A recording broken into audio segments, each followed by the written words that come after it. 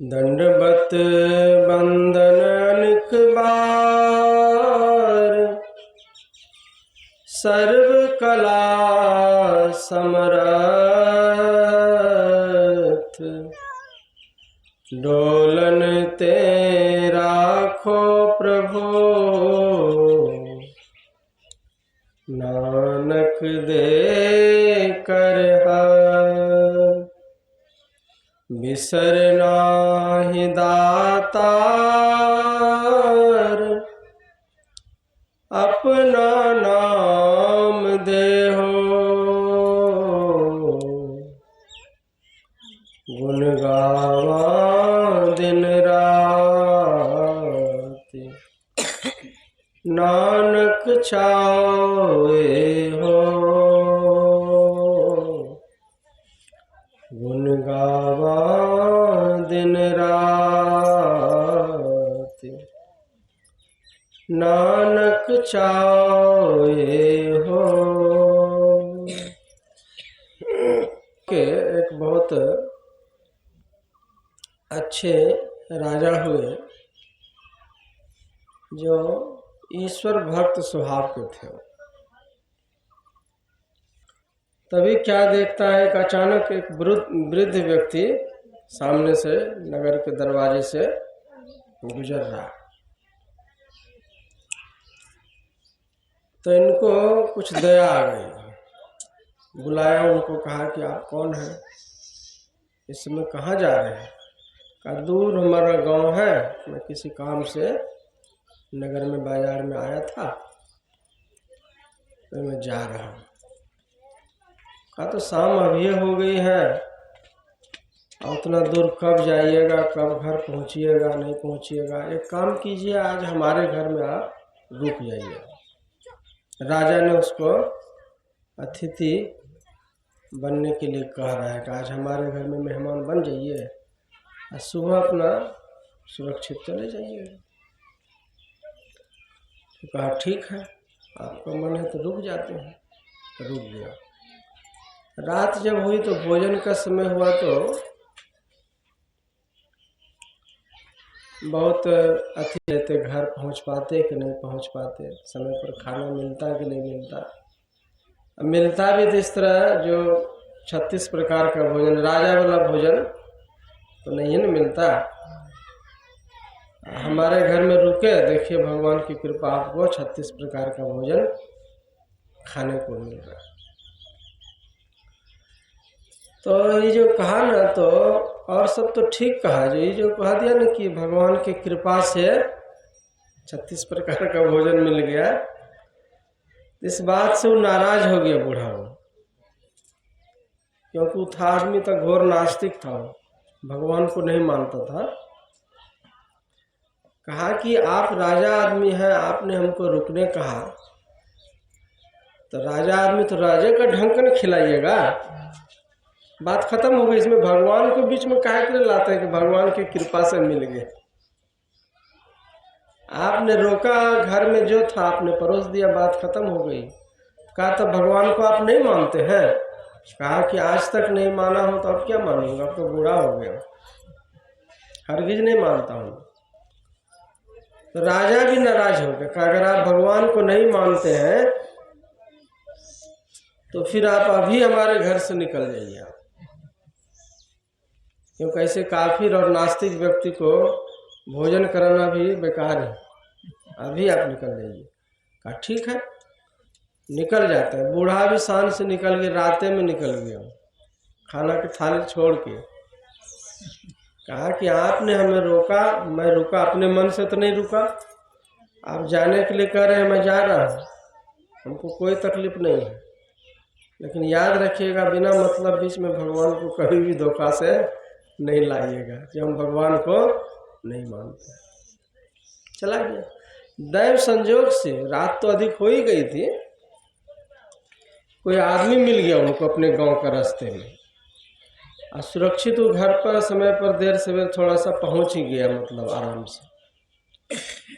लेकिन इधर रात में जब खा पी करके राजा विश्राम करने के लिए गया ना इब्राहिम गादी, तो भगवान ने सपने में दर्शन दिया उसको कहा कि इब्राहिम घबरा करके उठा, कहा तूने कितनी बड़ी गलती कर दी। उल्टे उसको डांट रहे थे। कहा प्रभु कौन सी गलती। कहा जिस बूढ़े व्यक्ति को, उसकी उम्र 80 बरस थी, कहा जिस बूढ़े व्यक्ति को हम 80 बरस से भोजन दे रहे हैं, कपड़ा दे रहे हैं, सर्दी गर्मी से बचा रहे हैं, बीमारी से बचा रहे हैं, हमको नहीं मानता है, लेकिन हम तो उनको मानते हैं कि हमारी संतान है। सारी व्यवस्था हम उस आदमी का पूरे 80 बरस से करते आ रहे हैं, वो हमको नहीं मानने के बावजूद भी। तुम कैसा भक्त है जो एक दिन भी अपने घर में नहीं रख सका उसको, एक टाइम का खाना भी उनको प्यार से नहीं खिला सका। तो कैसा भक्त है। उल्टे राजा इब्राहिम को ही डांट रहे थे भगवान। घबरा करके नींद खुल गई। दुख में जल्दी नींद खुल जाती है, और सुख वाला सपना देखता है ना तो आदमी ज्यादा देर तक देखते रहता है। अब डर वाला भय वाला सपना हो जाएगा ना तो नींद टूट जाएगी। भगवान ने जो डांट दिया ना तो डर हो गया, नींद टूट गई। बड़ी चिंता हुई उनको कि बात तो सही है, अतिथि था, किसको मानता है नहीं मानता उससे हमको क्या मतलब, हमको भोजन करा देना चाहिए था। भगवान का रूप समझ के हमने रात के समय में लौटा दिया, उतना रोका भी, उतना समय भी बर्बाद किया उसका। अब पता नहीं घर पहुंचा होगा बेचारा कि नहीं पहुंचा समय पर। तो सुबह अपना जा रहा है राजा साहब सेना सिपाही के साथ में माफी मांगने के लिए उस बूढ़े आदमी के घर।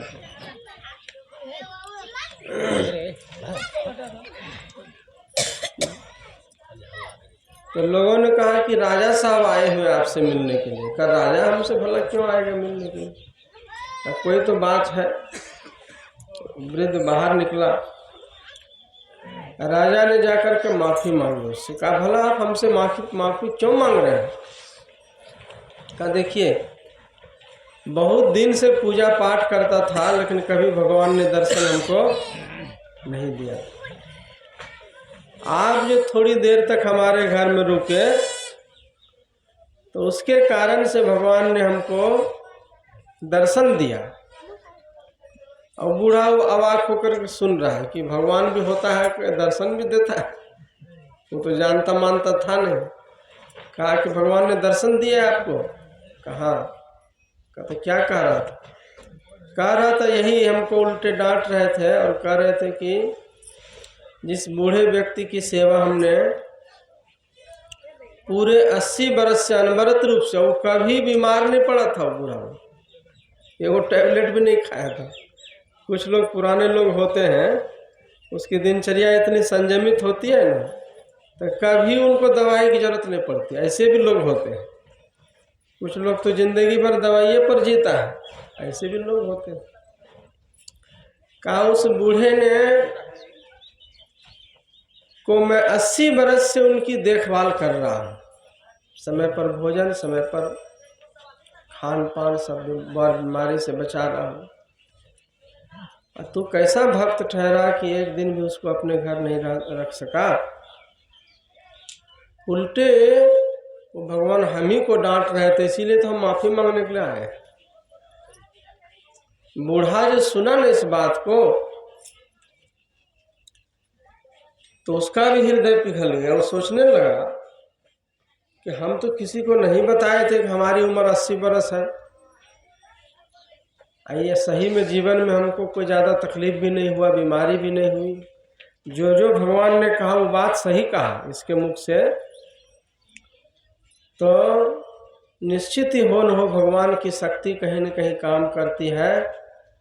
तो जिस भगवान को आज तक मैं नहीं मान रहा था, आज से मैं भी मानने के लिए तैयार हूँ। मतलब वो भगवान को मानने लग गया। कहने का मतलब क्या है, वो मालिक परमात्मा किस विधि से किसको क्या ज्ञान दे देगा कहना मुश्किल है। घोर नास्तिक से नास्तिक व्यक्ति भी सुधर सकता है अगर वो चाह लेगा तो। मालिक के हाथ में सब कुछ है। ये दुनिया बनाई है, देख रहे हैं, ये तो हम लोगों का एगो साधारण से इलाका है। कितना बड़ा है अररिया जिला, उसमें कितना गांव है, और फिर ऐसे ऐसे जिला कितना है बिहार में, 39 गो।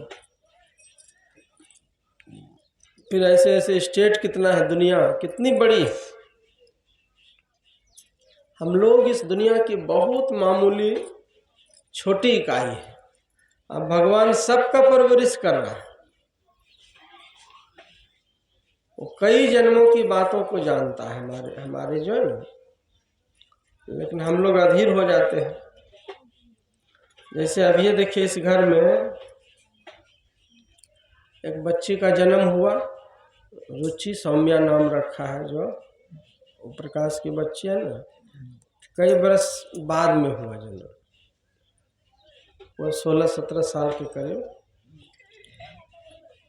तो क्यों ऐसा हुआ, हम लोग अधीर होते रहते हैं। अब भगवान को सब मालूम रहता है। जैसे मान लीजिए कोई बच्चा स्वर्ग में खेल रहा है, अभी उसको जन्म लेने का समय नहीं हुआ है, तो वहां से पूरा करके न जाएगा, किसी भी कोख में जाएगा, किसी घर में जाएगा, सब उसका सिस्टम बना होता है। कई जन्मों का लिंक होता है। कोई किसी के घर में बारिश बन जाना, कोई किसी के रिलेशन में बन जाना, ऐसे नहीं होता है कि हम गए बरतवारी करके आ गए, लड़का लड़की की शादी हो गई। ऐसे नहीं होता, कोई जन्म का लिंक होता है। तो सब मालिक के हाथ में। आदमी के हाथ में कुछ नहीं है। आदमी सिर्फ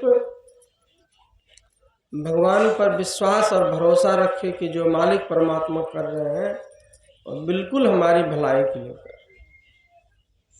जैसे सांसारिक रिश्ते, माँ बेटा का रिश्ता, पति पत्नी का रिश्ता, दोस्त मित्र का रिश्ता होता है, उसी तरह गुरु शिष्य का भी रिश्ता कई जन्मों का होता है। हम लोगों को लगता है कि हम लोग आ गए और गुरु महाराज से दीक्षा लेकर के उनकी भक्ति में लग गए। ऐसे नहीं होता है अपने स्तर से कि कभी हमको महान गुरु मिल जाए। ऐसा समझिए कि गुरु अच्छे शिष्य अच्छे गुरु की तलाश करता है ना, गुरु भी अच्छे शिष्य की तलाश करता है कि ज्ञान ऐसे आदमी को देंगे जो पूरा विकसित कर सके। इसीलिए उस मालिक पर विश्वास रखे, अधीर नहीं होंगे, जिद्दीपन नहीं रखे। वो मालिक किनको क्या दे देगा, किनसे क्या छीन लेगा, किनको कब सुधार देगा और किनको कब बिगाड़ देगा, ये भी नहीं मालूम है। अच्छा खासा आदमी कई बार बिगड़ भी जाता है। और गुरु शिष्य का रिश्ता कई जन्मों का रहता है। एक सुंदर कहानी आप लोगों को सुनाता हूँ। एक बार भगवान महावीर अपने शिष्य के साथ कहीं सत्संग करने जा रहे थे। तो रास्ते में एक बूढ़े आदमी को हल चलाते हुए खेत में देखा। भगवान ने कहा अपने शिष्य से कि जाइए इनको कुछ उपदेश दे करके आइए। आप देखने के बाद वो पूछ रहे कि क्या कर रहा है, तुमको हमारे काम से मतलब, हम कुछ करें? पहले तो बिगड़ा बड़ी जोर से, फिर जाके ही बैठ गया अड्डे पर। गुरु का आदेश था कि उसको किसी न हालत में सत्संग सुना करके आना है, तो बैठ गया। तो फिर बड़े प्यार से पूछा, कहा कि बूढ़े बाबा, जो आपके घर में और कोई नहीं है, इतना वृद्धा अवस्था में आप हाल चलाते हैं? ये सब जो घर का जो अंदरूनी बात जब पूछने लगा ना, कुछ उसका हृदय पिघला। कहा कि नहीं, कोई नहीं है घर में। कहा तो इतना दिन तक आप काम किए, मेहनत किए, तो आपको शांति मिल गई? कहा कि शांति भी नहीं मिली और कोई परिवार में है भी नहीं, और सारा काम हमको अकेले करना पड़ता है। तो शिष्य ने कहा कि अगर आप चाहें तो बचे कुछ जीवन में आप शांति प्राप्त कर सकते हैं। कहूँ कैसे? इतना उम्र हो गया, हमको शांति कोई नहीं दिला सका, नहीं मिल सकी, अब हमको शांति कैसे मिलेगी? तब उन्होंने भगवान महावीर का की महिमा सुनाया। कि अगर आप भगवान महावीर के शरण में चले जाते हैं और उनसे दीक्षा ले लेते हैं और उनका शिष्य बन जाते हैं, तो ऐसे पहुँचे हुए महापुरुष हैं, विरक्त है कि आपका बचा खुचा जीवन भी उद्धार का कारण बन सकता है। बढ़िया से जब सुनाया ना इत्मीनान से सत्संग उसको अड्डे में बैठ के, तो उसका हृदय बदल गया, तुरंत बैराग हो गया। वही हाल फाल बैल सब छोड़ करके साधु बनने के लिए तैयार हो गए। कहता अमृत को है ये नहीं है, घर में भी कोई ज़्यादा संपत्ति नहीं है, झुग्गी झोपड़ी है, उसको भी रख के क्या करेंगे, यहीं से चलते हैं भगवान महावीर के पास साधु बनने। वहीं बैठा करके अड्डे में उसका माथा उथा मोड़ करके वो कपड़ा, गहरी कपड़ा रखते थे थैला में, वो कि जहाँ कोई साधु बनने के लिए तैयार हुआ ना, तुरंत उनको उसी समय माथा मोड़ के लाल कपड़ा पहना देते थे, तो उसको साधु बना दिया। अब आगे आगे शिष्य, पीछे पीछे वो नया साधु बना हुआ बूढ़ा आदमी। बड़ी खुशी है, बड़ा उमंग है कि बाप रे बाप, इसका शिष्य इतना महान है तो उसका गुरु कितना महान होगा। भगवान महावीर का दर्शन करने जा रहे हैं, बड़ी खुशी है मन में कि आज हमारा जीवन जो एकदम धन्य हो जाएगा, कल्याण हो जाएगा, बचा खुचा जीवन जो है सो भक्ति के लाइन में बिताएंगे। यही सोचते सोचते खुशी के मारे जा रहा है। जाते जाते जैसे भगवान महावीर के पास पहुंचा बूढ़ा आदमी, भीड़ भाड़ थी, सत्संगियों का झुंड, कोई प्रणाम कर रहा था, कोई कुछ पूछ रहा था, कोई कुछ अर्पण कर रहा था। ये देखा ना तो बूढ़ा नाराज हो गया। फिर से कहा क्या ये कोई महात्मा है? बोला था कि विरक्त महात्मा है, एकदम अकेले एकांत में रहता है, संत आदमी है। यहाँ तो देखते कि आदमी का झुंड लगा हुआ है इसके पास में। को महात्मा ने हमको झूठ बोल करके फंसा करके यहाँ ले आया है। उल्टे पैर भगवान महावीर को देखा, भागा वहां से। नहीं, अब हम साधु नहीं बनेंगे, हम सोचे कोई विरक्त महात्मा है उसका दर्शन करेंगे तो हमारा जीवन उद्धार हो जाएगा। तो देखते हैं दुनिया भर का आदमी से घिरा हुआ है।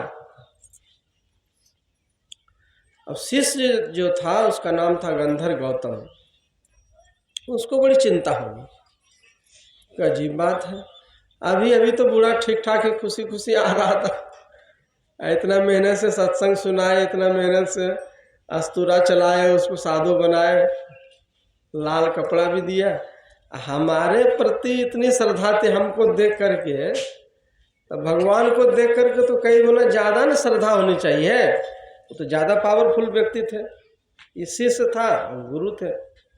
उल्टे रिएक्शन हो गया। शिष्य के साथ तो खुश था, उसकी बात को मान करके वहां तक पहुंच गया, लेकिन गुरु को देखते ही वो नाराज हो गया, भाग गया, उल्टे पर भाग गया। कहना ये सब फेर फार में साधु बनने से हमारा हाले बैल वही ठीक है, वही पुराना जिंदगी में वापस आ गया। तो गौतम ने पूछा महावीर से, जो शिष्य था, कहा प्रभु ये उल्टी गंगा कैसे बह गई? आपको देख करके तो और ना वैराग्य, इसका संस्कार जगना चाहिए, संत का दर्शन करके विकृति कैसे आ गई मन में? तब भगवान ने कहा कि बैठो, इसके पीछे जन्म मरण की एक लंबी कथा है, उसको मैं सुनाता हूँ। किसी समय में एक जन्म में मैं बहुत बड़ा राजा था और तुम मेरा सारथी था, रथ चलाने वाला। शिकार खेलने की आदत थी, जंगल में मैं शिकार खेलने गया था, तुम भी मेरे साथ में। यह जो बूढ़ा जिसको लेकर के तुम आए हैं, उसी जंगल में उस समय बाघ की जोनी में रह करके घूम रहा था, बाघ बना हुआ था। तो हम तो राजा आदमी थे, तीर चला दिए, जहर से बुझा हुआ तीर जब उनको लगा ना, तो छटपटाते हुए उछल करके आया राजा पर अटैक करने के लिए, लेकिन रथ के पास आते आते धड़ाम से वो गिर पड़ा, फिर उठ नहीं सका। लेकिन गुर्रा करके नीचे से वो राजा की तरफ अर्थात मेरी तरफ वो देख रहा था, क्योंकि तीर हमने चलाया था ना। हित अनहित पशु पंछी भी जाने, पशु पंछी को भी ज्ञान होता है कि कौन हमारा दुश्मन है, कौन हमारा मित्र है। तो हमारी तरफ वो मरने के समय में नफरत का भाव रख करके दम तोड़ा उसने। हिम्मत शरीर में थी नहीं तो उछल करके वो रथ पर से हमको मार देता हो चढ़ कर। लेकिन कमजोर हालत में नजर हमारी तरफ में थी कि आदमी बड़ा खतरनाक है, हमारा दुश्मन, हमको मार दिया। हमको भी दया आ गई तो तुमको मैंने भेजा, सारथी को जो था ना, वही शिष्य जो चेला था, रथ चला था, तो उसको राजा ने आदेश दिया, कहा कि जाइए, बाघ मरणासन स्थिति में है, आप उसको सांत्वना दीजिए आप। और जो गंगा जल वो पीने के लिए राजा महाराजा जो शुद्ध जल लाया था ना पीने के लिए, अपने जंगल में प्यास वास लग जाए, यही जल उसको पिला देना उसको। तो सारथी उतरा, अब बाघ के पीठ को सहलाता है, उसके कान में ऐसे फुसफुसा करके बोलता है, कहता देखो भाई, ये तुम क्यों चिंता कर रहे हो? तुम जंगल का राजा है और पूरे देश का राजा है, तो तुमको तो खुशी होनी चाहिए कि तुम राजा के हाथ से, राजा होकर के किसी राजा के हाथ से मरे हो, किसी साधारण आदमी के हाथ से थोड़े मरे हो। राजा को तो जंगल पहाड़ सब पर हक होता है। तुमको इस बात से खुशी होनी चाहिए कि तुम राजा होकर के एक राजा के हाथ से मरे हो, न कि कोई साधारण आदमी के हाथ से मरे हो।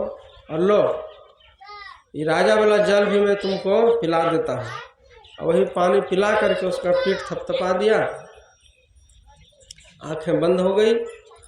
तो जिसने पीठ थपथपाई मरने की घड़ी में, जिसने सांत्वना दिया, जिसने मीठा वचन सुनाया, जिसने अमृत के समान जल पिलाया, उसके प्रति तो दोस्ती का भाव बन गया उसको।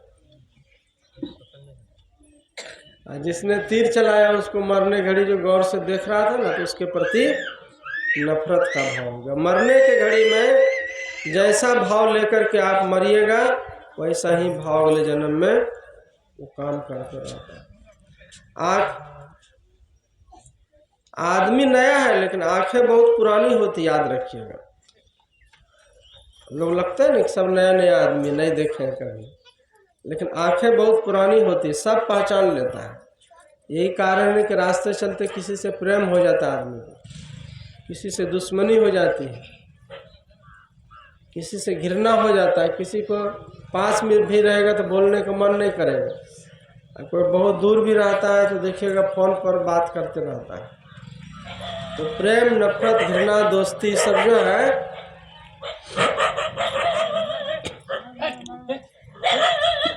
कई जन्मों का लिंक रहता है। भगवान ने समझाया कि वही बूढ़ा जो बाघ जो था,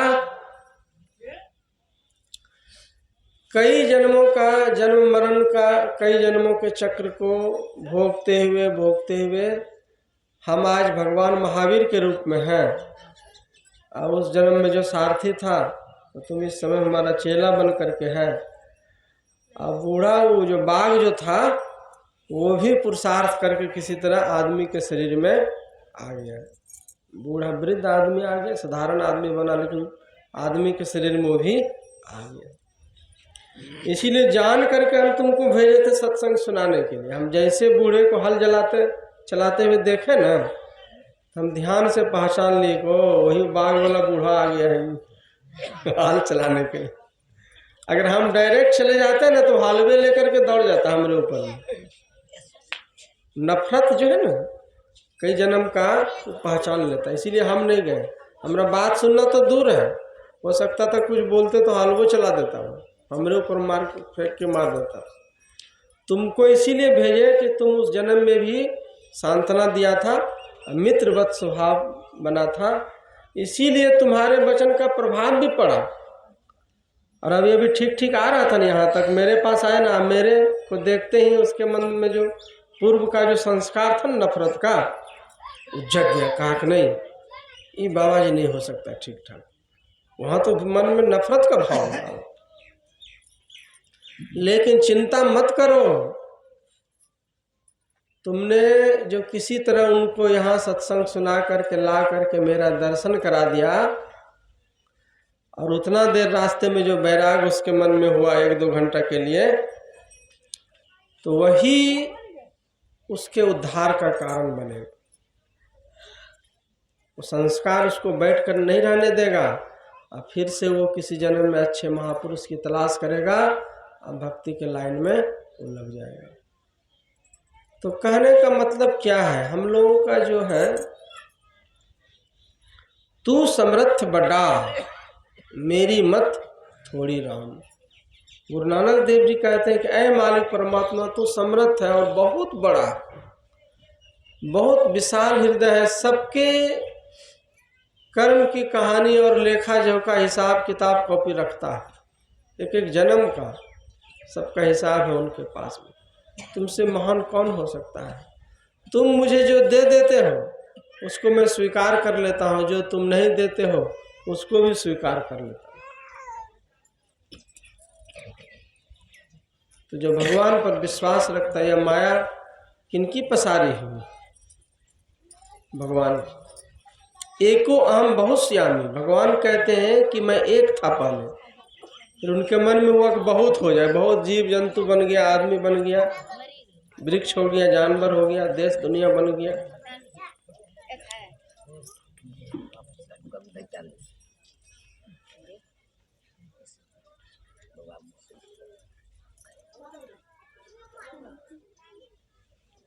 अकेले में भगवान को मन नहीं लग रहा था, तब ने इतना आदमी बनाया।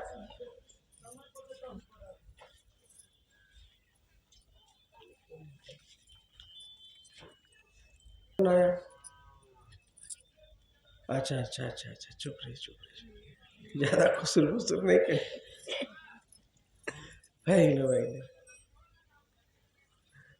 नहीं समझे, दुनिया बना दिया तो सबको भक्ति करके, सबको वैष्णव बन के, सबको तुरंत मोक्ष प्राप्त कर लेगा। तो दुनिया फिर भगवान ने बनाया काहे के लिए? वो तो रोज नया नया बाल बुतरू को जन्म दे रहा, नया नया टेक्नोलॉजी का विकास हो रहा है, क्या क्या दुनिया में बन रहा है। जो हम लोग सुख नहीं भोगे, लोग बैलगाड़ी में शुरू में जाते थे सत्संग, देखिएगा खिलौना फेंक दे रहे, मोबाइल ही उसका खिलौना बन गया। मोबाइल दे दीजिएगा तो फटाफट खाना भी खा लेगा और चुप भी हो जाएगा। मोबाइल नहीं दिए तो गाना चालू उसका रोना। तो युग बदल गया। करना क्या है इसमें? इस जो माया का जो पसार है इसमें, इसको भगवान को स्वीकार करते जाइए। अच्छा उपदेश दीजिए, जैसे भी चर्चा चल रही थी ना कि सत्संगी होते हुए भी कर्मकांड को क्यों मानता है, क्यों मानता है? एक परिपाटी है, वो छूटने वाले नहीं है। इसीलिए तो हम याद दिलाए, पास में ही वहाँ बलि होती है अंदरा में, और पास में इतना बड़ा सत्संग हुआ। आज से नहीं हो रहा है, बलि भी बहुत दिन से हो रहा है, सत्संग भी हो रहा है। लेकिन सबका सिस्टम है, जब समय आएगा तो वो बदल भी सकता है। भगवान चाह लेगा ना कोई बुद्धि से। बीच में कोरोना हुआ था तो कितना दुनिया बदल गई थी, देख रहे थे। घर से निकलना मुश्किल है, पूजा पाठ बलि सब बंद हो गया था, नहीं हुआ था?